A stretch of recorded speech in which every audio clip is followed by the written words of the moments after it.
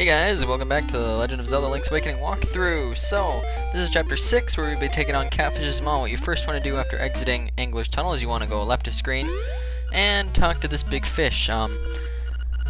He's going to teach you another song on the ocarina, which is, this guy's name is Manbo, so he's going to teach you Manbo's Mambo.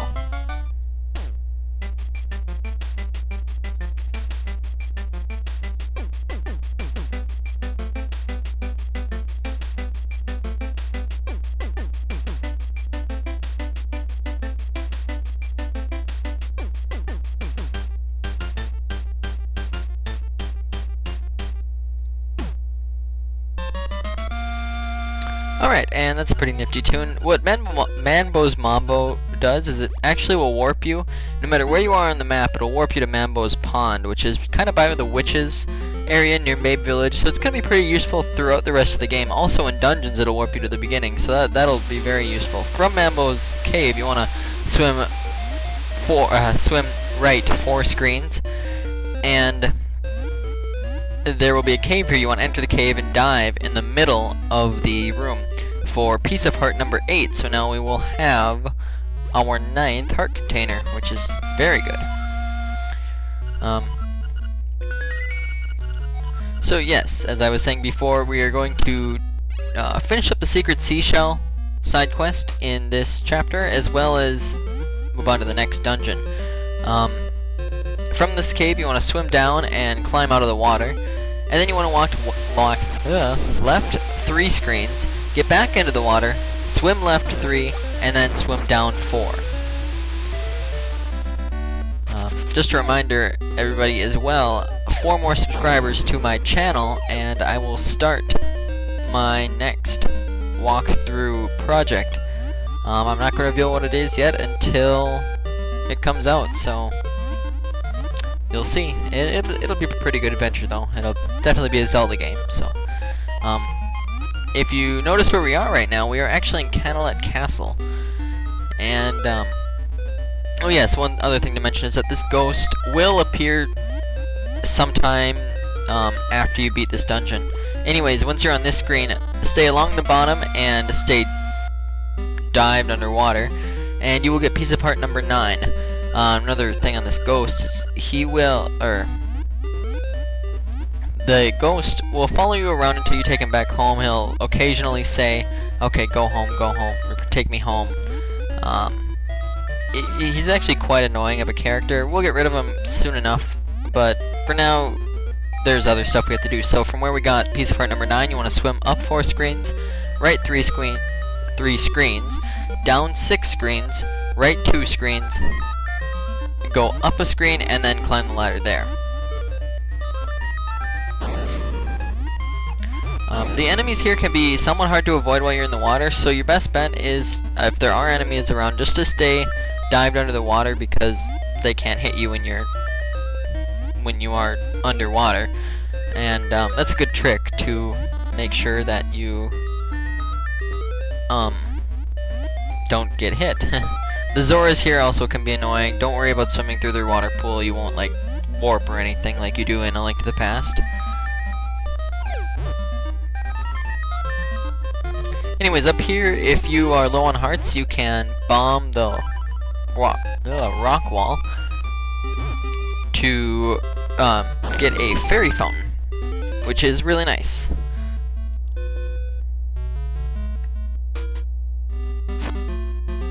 Once you're done with the fairy fountain, you want to jump back into the water and swim right. And I was a little confused with my notes here, but that's alright. I didn't see the screen on top where you could jump back into the water. That's where you want to jump back in the water, is right on top there.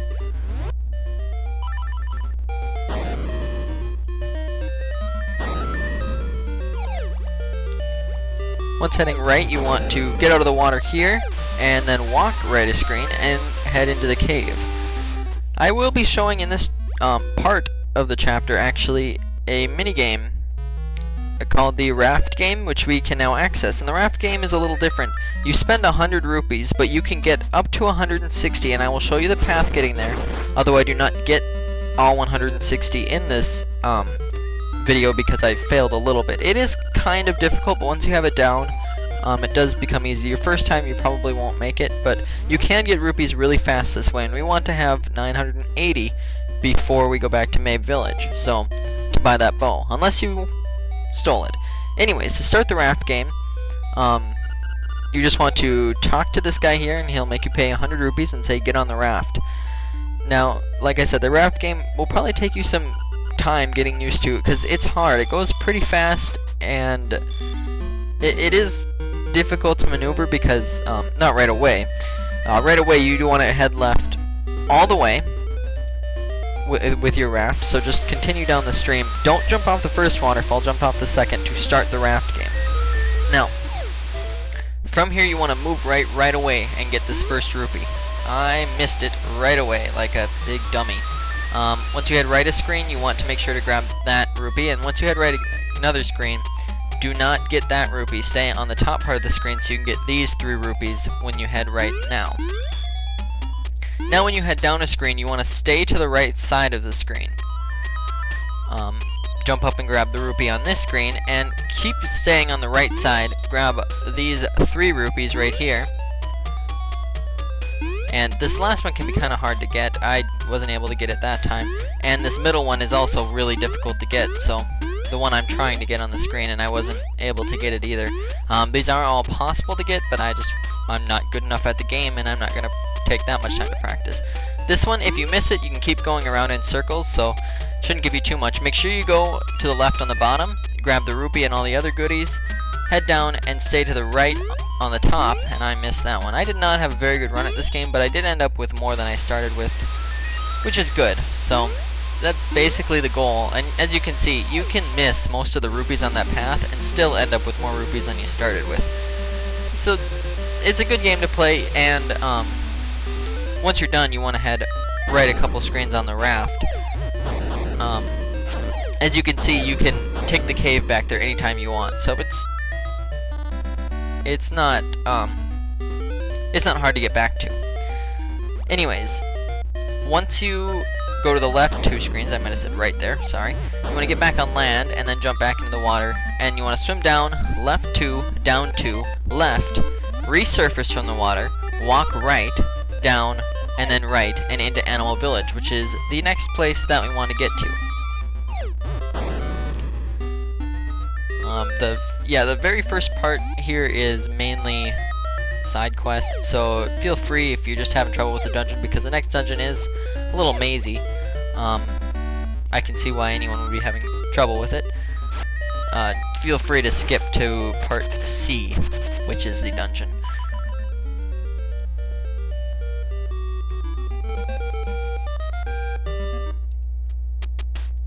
Here in Animal Village, we want to head to the top right part, and we want to enter the left building. I accidentally entered the right building first.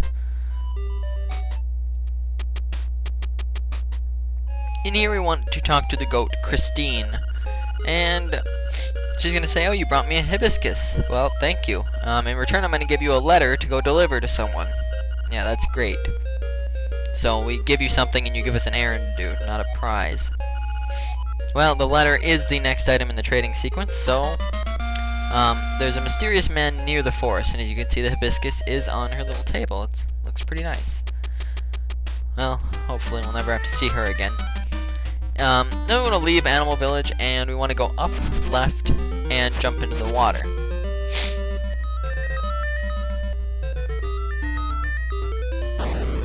Once you're in the water, you want to swim down 2 screens and swim left 2 screens.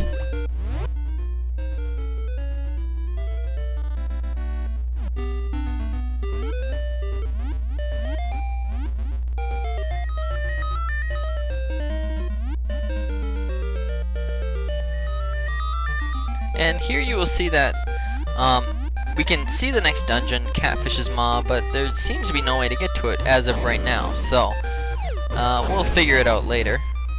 Anyways, now you want to climb up the ladder, and on land, head down 2 screens and jump into the water.